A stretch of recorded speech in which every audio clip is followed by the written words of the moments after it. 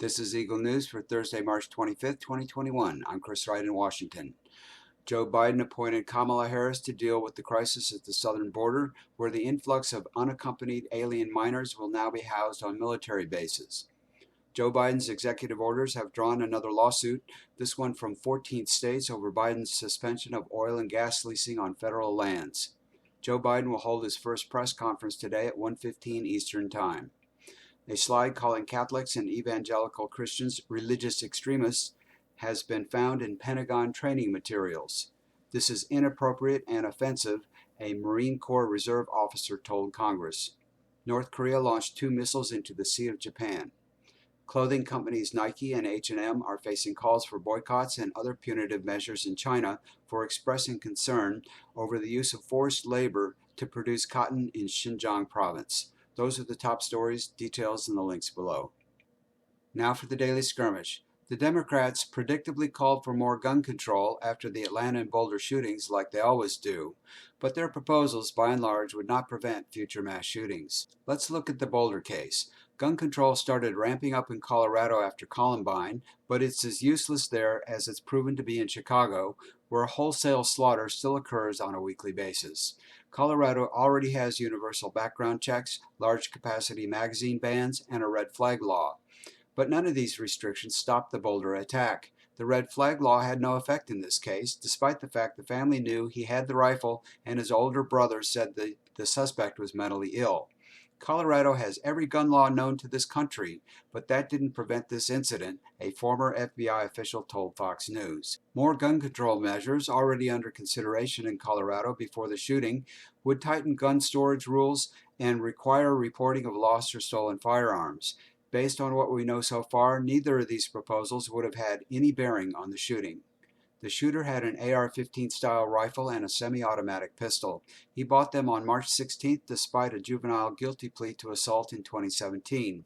Juvenile records are typically sealed, and for good reasons. Boulder had an assault weapons ban until March 12th, when it was temporarily blocked by a judge in a gun rights case. Some say keeping the ban in place would have stopped the shooting, but the suspect didn't live in Boulder. He drove in from another town. Moreover, Boulder apparently wasn't enforcing the assault weapons ban anyway.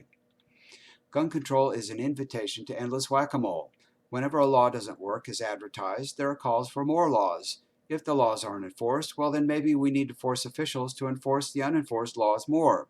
If shootings continue after all that, then we need a federal universal background check, even though a study showed the vast majority of the guns used in almost 20 mass shootings were purchased with a federal background check. The shooters in Orlando and Las Vegas passed their background checks. All these laws can be evaded by straw purchases, where individuals ask other people to buy guns for them. Even if you were to write an entire Napoleonic code to cover every conceivable situation, you would still have knife attacks with multiple victims, as occurred on the London Bridge in 2019. It's a fool's errand. The problem needs to be solved some other way. It's being argued that a federal assault weapons ban would put a stop to all mass shootings like the one in Boulder. Maybe, but ask yourself some questions. How authoritarian do you want to get? How does taking guns out of the hands of law-abiding citizens reduce crime? Why take away rights from all Americans when only a tiny handful poses any problem?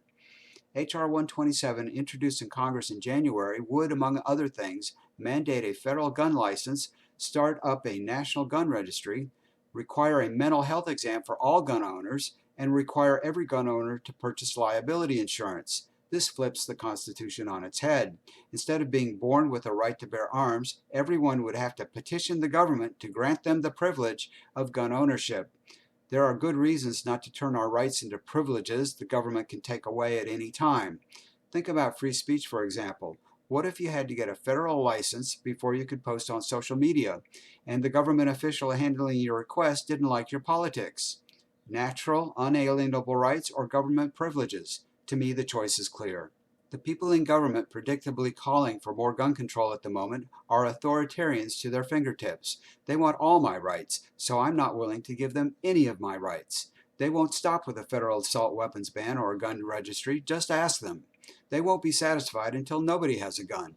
I'm sorry, but they are precisely the kind of people, unapologetic, power-hungry authoritarians, that the Second Amendment is meant to protect us from. See you next time. I'm Chris Wright in Washington. you.